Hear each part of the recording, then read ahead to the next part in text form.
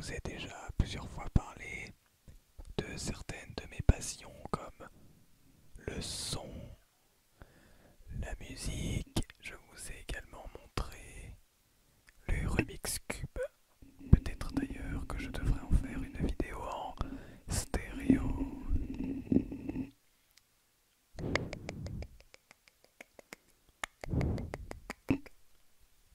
Peut-être une vidéo en stéréo.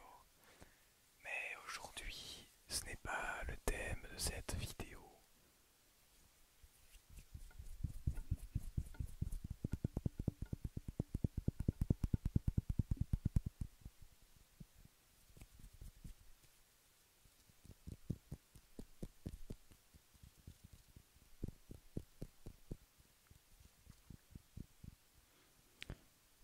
Le thème de cette vidéo sera l'une de mes autres passions. Parce qu'en réalité, je possède un nombre véritablement conséquent de passions. J'aime apprendre de nouvelles choses, j'aime faire de nouvelles choses. Et j'aimerais pouvoir vous les partager sur ces vidéos ASMR.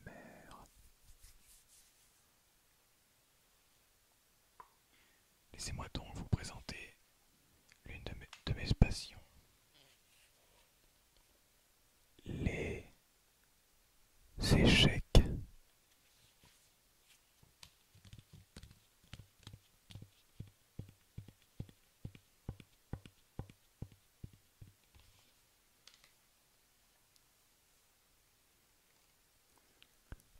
Le jeu d'échecs, très connu mais extrêmement intéressant.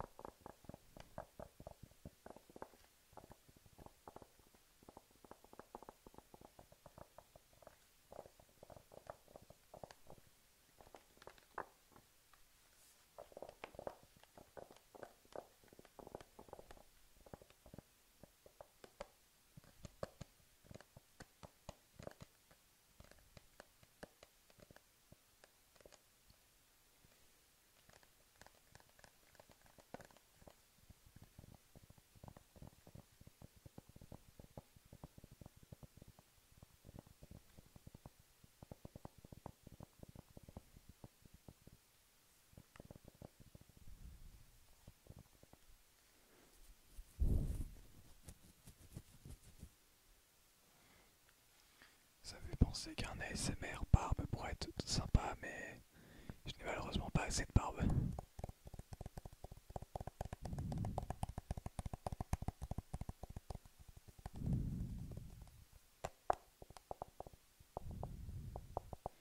En réalité, ce jeu, j'ai eu la chance de pouvoir l'avoir lors d'un Noël ou d'un anniversaire, je ne me souviens plus.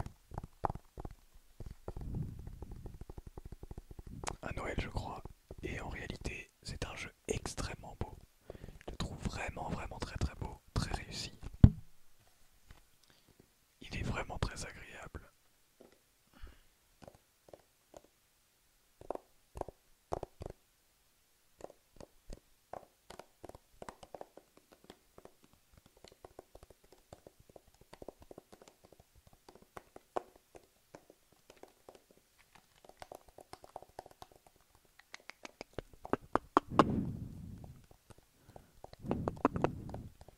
Pour les bruits comme celle-ci, comme ceci, il y a un abonné qui s'appelle Nervax qui m'a conseillé de faire des petits bruits après les phrases, comme des...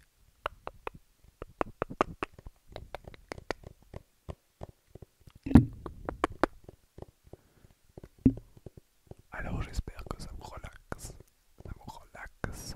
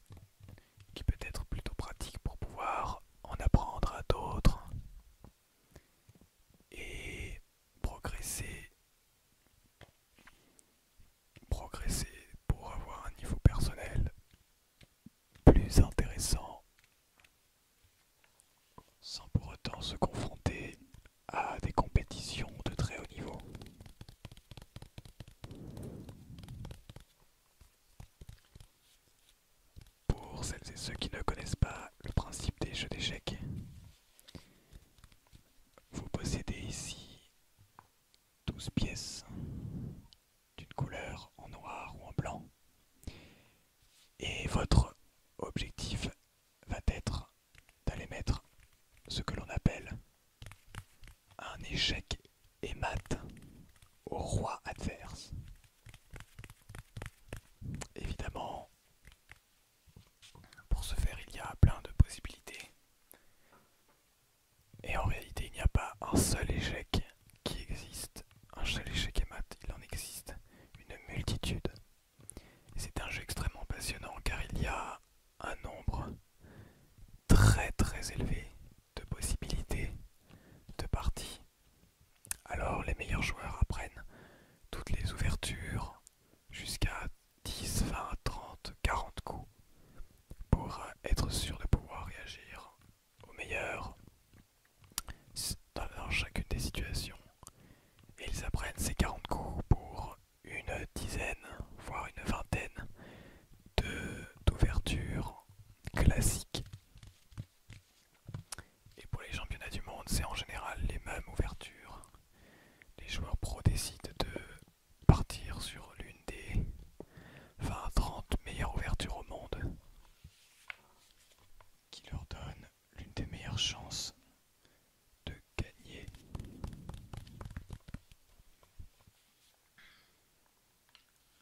Alors, pour vous montrer, vous avez la tour.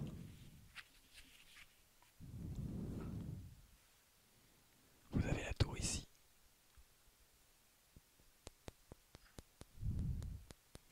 La tour, elle, ne peut en réalité que faire des lignes droites comme celle-ci, comme ceci, comme ceci. Il ne peut se déplacer qu'en ligne droite et non en diagonale. Interdiction. Vous possédez 2 tours.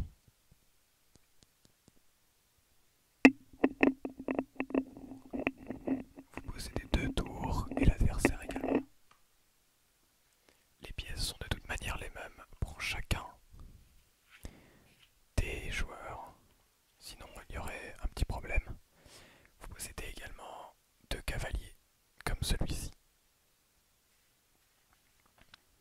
Le cavalier est très intéressant car il a la possibilité de faire des déplacements très spéciaux qui ne sont pas classiques, on va dire. Il peut se déplacer sans le faire tomber bien sûr, mais il peut se déplacer sur des cases en diagonale, mais d'une manière très spéciale, avec un sur le côté et deux en diagonale, comme ceci.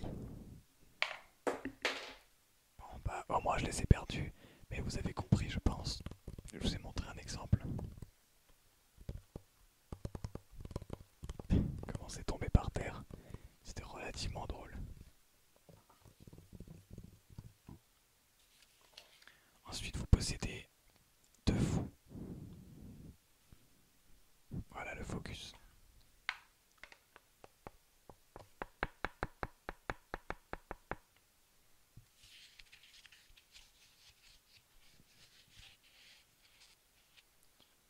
Le fou, lui, a la possibilité de se déplacer uniquement en diagonale. Donc, on a un fou de case blanche et un fou de case noire par partie. Lorsque le fou de case noire ne peut se déplacer que sur des cases noires de diagonale, comme ceci. Il a la possibilité également de faire comme ça, comme ça, comme ça, comme ça, comme ça. Mais interdiction de faire comme la tour, avec des déplacements latéraux comme ceci.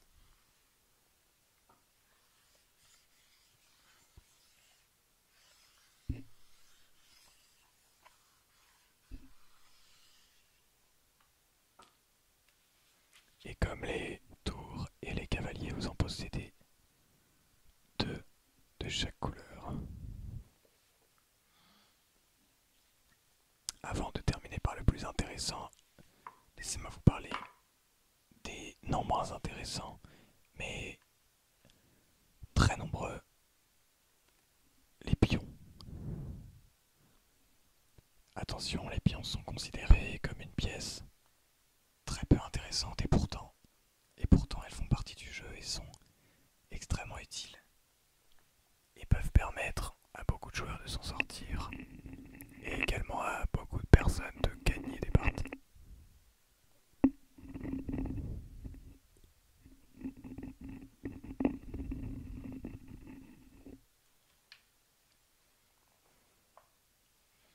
Les pions, eux, n'ont la possibilité que d'avancer d'une case. Voilà, voilà leur seule possibilité de déplacement. Attention, il y a quelques exceptions. En effet, lorsque l'on commence de jouer, tous nos pions se situent sur la deuxième ligne de l'échiquier, sur toute cette ligne-ci. Et c'est seulement lors du premier coup du pion, lorsque ce pion est placé ici, que ce dernier a le droit de faire d'avancer de 2. Il a le droit d'avancer de 2 uniquement lorsqu'il est sur cette première case. Il n'a pas le droit d'avancer de 1 puis de 2. Il peut avancer s'il le souhaite de 1 puis de 1 ou de 2 d'un coup.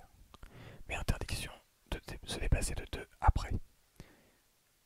Cela vaut uniquement pour ce coup. Bon, je vous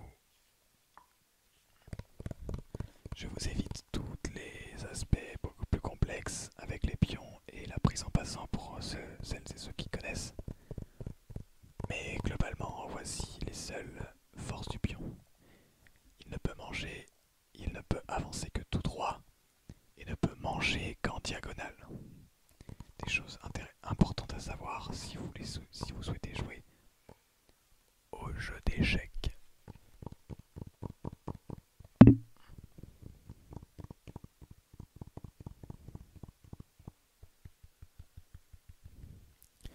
D'ailleurs, j'ai oublié de le dire, mais n'hésitez pas à poser le petit pouce bleu et à vous abonner à cette chaîne YouTube. Même si je pense que si vous en êtes à cette durée de vidéo, c'est que vous l'êtes probablement déjà. Et je remercie toutes les personnes qui le feront, sans qui cette chaîne ne pourra détendre absolument personne. Alors un grand merci à vous. Voici donc, on a fait les tours ici. On a fait les tours, on a fait les cavaliers. On a fait les fous. Et je vous ai parlé également des pions. Et il y en a 8 des pions. C'est la pièce qu'il y a le plus possible. Également lorsque le pion arrive sur la dernière ligne adverse, il est possible de le remplacer par une pièce qui a été déjà mangée. Mais sur internet, il y a la possibilité d'avoir 2 dames, ainsi, voire 3, voire jusqu'à 9, en arrivant en face. Mais attention, ça c'est le petit. Ce que certaines personnes pensent que c'est comme ça dans la réalité, mais non. Dans la réalité, en jeu d'échecs, sur plateau, il ne peut y avoir qu'une seule dame. Et ainsi, lorsqu'on arrive en face, on peut pouvoir prendre soit une tour, soit un fou, soit un cavalier qui a déjà été mangé.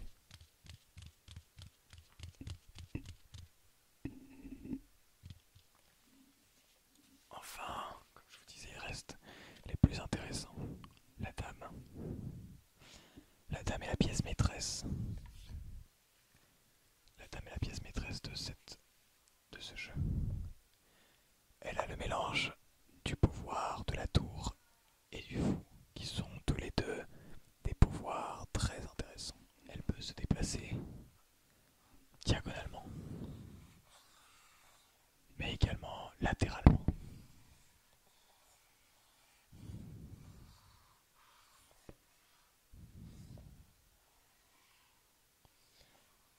Cependant, elle n'a pas le droit de faire comme le cavalier et de faire comme ceci.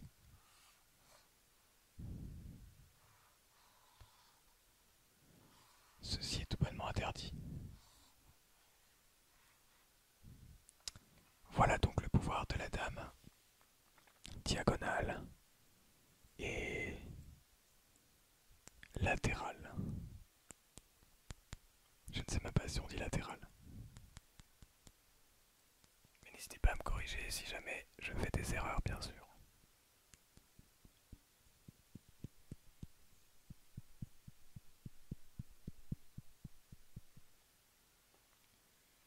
Et enfin, voici le roi. Le roi est la pièce dans un jeu d'échecs absolument protégée. Car comme vous l'avez compris, lorsque l'on met en échec et mat le roi, eh bien, la partie est gagnée. Pour mettre en échec le roi, il faut que le roi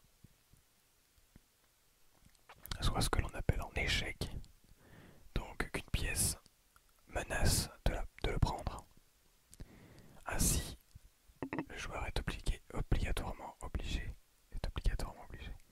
Le joueur est donc obligé de déplacer son roi, mais s'il ne peut pas le déplacer et qu'il ne peut pas protéger l'échec, il est ce que l'on appelle en échec et mat, et la partie est perdue.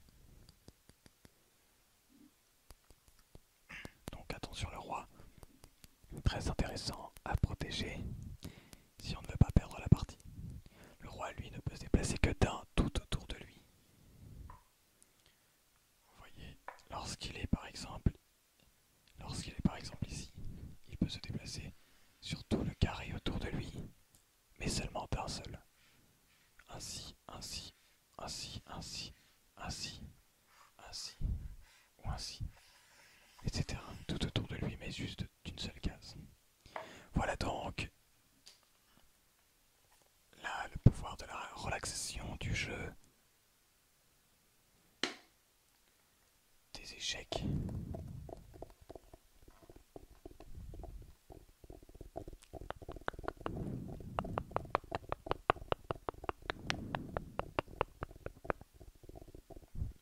J'espère que cette vidéo vous aura relaxé, permis de bien vous détendre.